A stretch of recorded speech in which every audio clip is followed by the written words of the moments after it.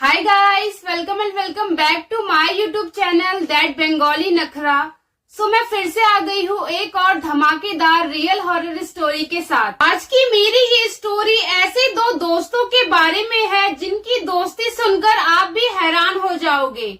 मरने से पहले अपनी लाइफ में हम कई सारे दोस्त बनाते हैं, पर क्या आपको पता है कि मरने के बाद भी कई दोस्ती बरकरार रहती है। दोस्ती एक बहुत ही अच्छा बॉन्ड और बहुत ही अच्छा एक रिलेशन होता है, लेकिन वही दोस्ती आप पर कई बार हावी भी पड़ सकती है। सो आज की ये स्टोरी बहुत ज्यादा धमाकेदार होने वाली है, तो पूरी स्टोरी को लास्ट तक जरूर देखना और वीडियो को पूरा देखने से पहले मेरे चैनल को सब्सक्राइब जरूर कर लेना। So without further ado let's get started. आज की मेरी ये स्टोरी लंदन की है। लंदन में दो दोस्त रहते थे। एक का नाम था मोना और दूसरी लड़की का नाम था लीजी। मोना पहले इंडिया में रहती थी, लेकिन बहुत साल बाद उसका पूरा परिवार लंदन में जाकर शिफ्ट हो गया और लीजी लंदन में ही रहती थी। लीजी और मोना एक ही स्कूल में पढ़ते थे और वहीं से ही वो दोनों दोस्त बन गए। धीरे धीरे लीजी और मोना बहुत अच्छे दोस्त बन गए थे। लीजी मोना को लंदन के बारे में कई सारी नई नई चीजें बताया करती थी और मोना भी लीजी को इंडिया के बारे में कई चीजें बताया करती थी। लीजी को इंडिया के बारे में जानने में बहुत ज्यादा मजा आता था। उसे इंडिया के कल्चर्स और फूड के बारे में जानने में बहुत ज्यादा मजा आता था। दोनों लड़कियां स्कूल में तो एक साथ पूरा वक्त बिताती ही थी, साथ में स्कूल के बाद भी वो एक दूसरे के घर अक्सर जाया करती थी। लीजी का बहुत बड़ा घर था और उसके घर में एक स्विमिंग पूल भी था, जहां शाम के वक्त लीजी और मोना एक साथ स्विमिंग किया करते थे। ऐसा एक भी दिन नहीं जाता था जब मोना लीजी के घर नहीं जाती थी। दोनों हर दिन ही मिला करते थे। क्योंकि लीजी और मोना की दोस्ती बहुत ज्यादा स्ट्रॉन्ग थी, इसीलिए पूरे स्कूल में उन दोनों की दोस्ती बहुत ज्यादा फेमस थी। तो चलो मैं अब आपको लीजी के नेचर के बारे में थोड़ा बहुत बता देती हूँ, जिससे कि आपको लीजी के बारे में अच्छे से पता चल जाएगा। लीजी मोना को लेकर बहुत ज्यादा पॉजेसिव थी। अगर कभी वो मोना को किसी और लड़की के साथ देखती थी तो उसे बहुत ज्यादा गुस्सा आता था। वो अपने अलावा मोना को किसी और के साथ देखकर बहुत ज्यादा चिढ़ा करती थी और कोशिश किया करती थी कि मोना उसके अलावा किसी और से भी बात ना करे। जब भी मोना किसी और के साथ दोस्ती करने जाती थी तो लीजी को बहुत ज्यादा गुस्सा आता था और वो मोना को उसी लड़के या लड़की के बारे में गलत गलत बातें बताती थी ताकि मोना उससे दोस्ती ना कर सके। जब भी लीजी और मोना के ग्रुप में कोई और आने की कोशिश करता था तो लीजी को बिल्कुल भी अच्छा नहीं लगता था, क्योंकि वो बिल्कुल भी नहीं चाहती थी कि उन दोनों के ग्रुप में और कोई भी आए। लीजी को लगता था कि अगर उनके ग्रुप में कोई और आ जाएगा तो मोना उसे कम अटेंशन देगी। एक दिन की बात है, लीजी क्लास में आने में थोड़ा सा लेट हो जाती है। क्लास शुरू हो गई थी और लीजी क्या देखती है कि मोना के बगल में कोई और लड़की आकर बैठ गई है। ये देखकर लीजी को बहुत ज्यादा गुस्सा आ जाता है और वो उस लड़की का बैग उठाकर कहीं और रख देती है और चलती क्लास में ही उस लड़की से लड़ाई करने लगती है और उस लड़की से कहती है कि जब तुझे पता है कि मैं इस जगह पर बैठती हूँ तो फिर तू आकर क्यों बैठी। पूरा क्लास यहाँ तक कि टीचर्स भी इस लड़ाई को देखकर दंग रह जाते हैं। ऐसे ही कई महीने बीत जाते हैं। एक दिन मोना लीजी से कहती है कि मेरी फैमिली इंडिया जाने वाली है, हम लोग वहाँ 1 महीने रहेंगे और फिर वापस यहाँ पर आ जाएंगे। ये बात सुनकर लीजी बहुत ज्यादा एक्साइटेड हो जाती है और वो कहती है कि हाँ मैं भी तुम्हारे साथ चलूंगी, वहाँ पर मैं तुम्हारे घर में ही स्टे करूंगी और इंडिया को अच्छे से घूमूंगी।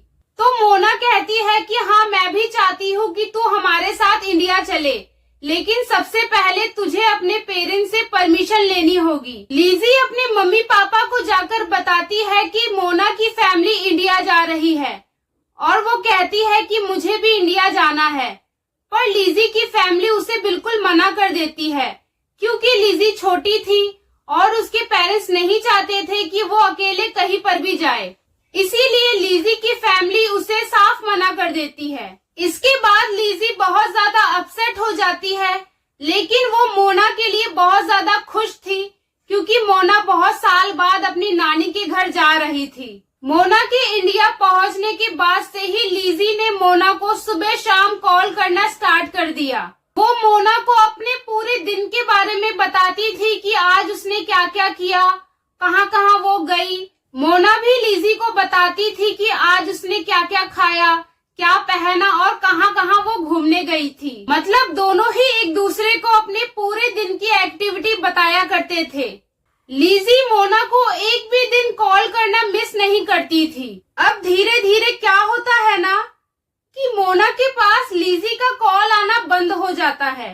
मोना बार बार लिज़ी को कॉल करती है लेकिन लिज़ी का फोन कोई भी नहीं उठाता। मोना को कुछ भी समझ नहीं आता कि लिज़ी आखिर उसे कॉल क्यों नहीं कर रही। मोना के पास लिज़ी का और कोई दूसरा नंबर भी नहीं था जिससे कि वो लिज़ी को कॉल कर सके। मोना को लगता है कि शायद लिज़ी का फोन खराब हो गया होगा, इसीलिए शायद वो मुझे कॉल नहीं कर पा रही है। मोना अब अपना फोन छोड़कर कहीं भी नहीं जाती थी ताकि अगर लिज़ी का फोन आए तो वो तुरंत उठा ले। मोना को अब इंडिया में ऑलमोस्ट 1 मंथ होने वाले थे, लेकिन जब से लिज़ी ने उसे कॉल करना बंद कर दिया था तब से लेकर अभी तक उसे लिज़ी ने कॉल किया ही नहीं था और ना ही लिज़ी मोना का कॉल उठा रही थी। इसीलिए मोना बहुत ज्यादा टेंशन में आ जाती है और वो सोचती है कि बस जल्दी से अब मैं लंदन चली जाऊं और लिज़ी से जाकर सबसे पहले मिलूं। मोना की फैमिली अब लंदन वापस आ चुके थे और पहले दिन ही मोना लिज़ी के घर लिज़ी से मिलने चली जाती है और लिज़ी के घर जाकर मोना को जो पता चलता है उसे सुनकर मोना सुन्न पड़ जाती है। लिज़ी की मम्मी मोना से कहती है कि लिज़ी की एक कार एक्सीडेंट में 15 दिन पहले ही डेथ हो चुकी है। ये बातें सुनकर ही मोना लिज़ी के घर में ही तुरंत बेहोश हो जाती है। बाद में जैसे तैसे लिज़ी की मॉम मोना को उठाती है और उसे उसके घर पहुंचा देती है।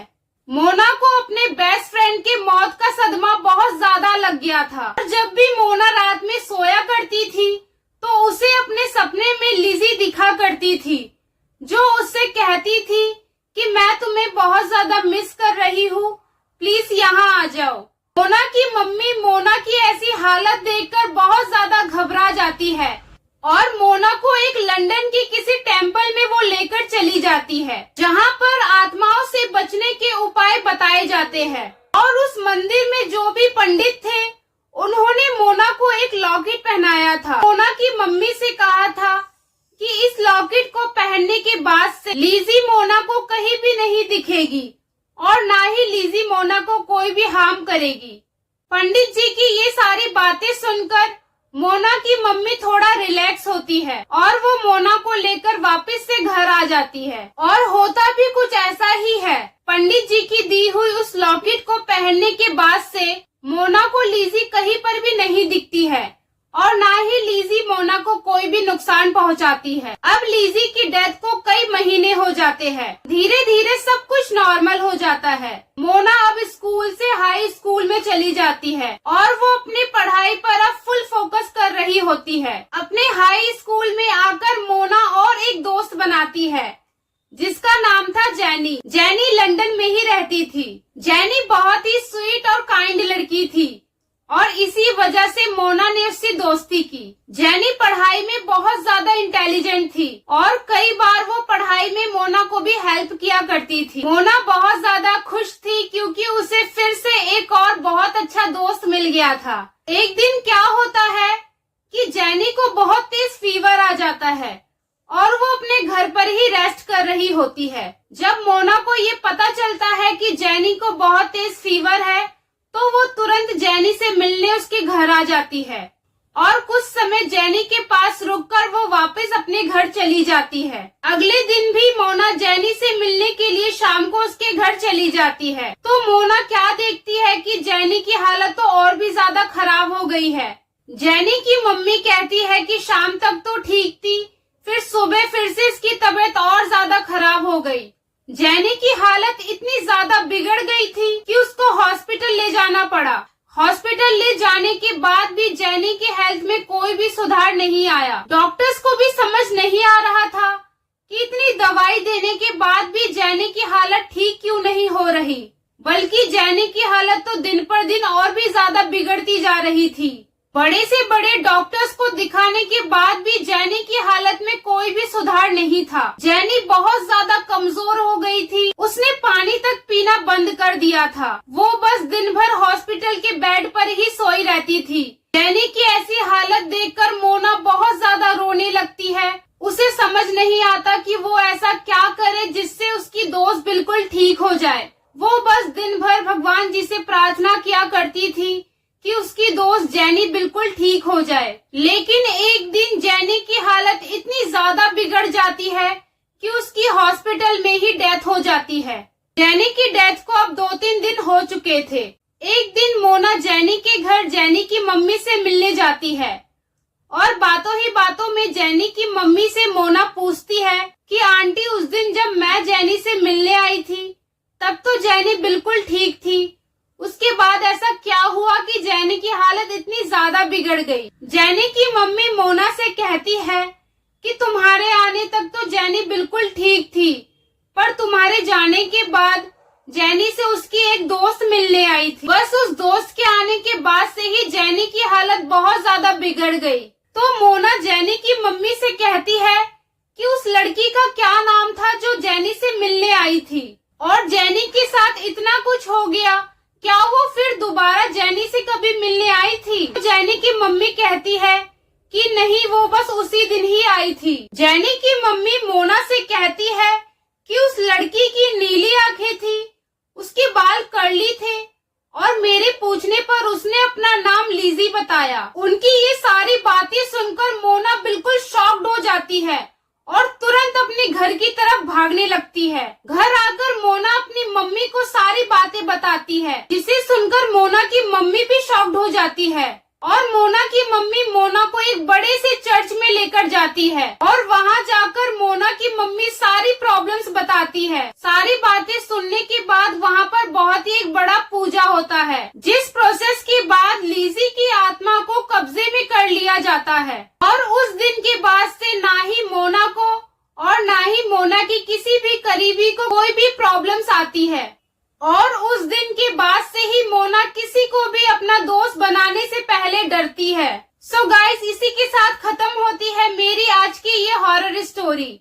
अगर आपको ये स्टोरी अच्छी लगी हो तो मेरे चैनल को लाइक, शेयर, सब्सक्राइब जरूर कर देना और प्यारे प्यारे कमेंट भी कर देना। मैं आपसे मिलूंगी नेक्स्ट वीडियो में न्यू हॉरर स्टोरीज के साथ। तब तक के लिए बाय।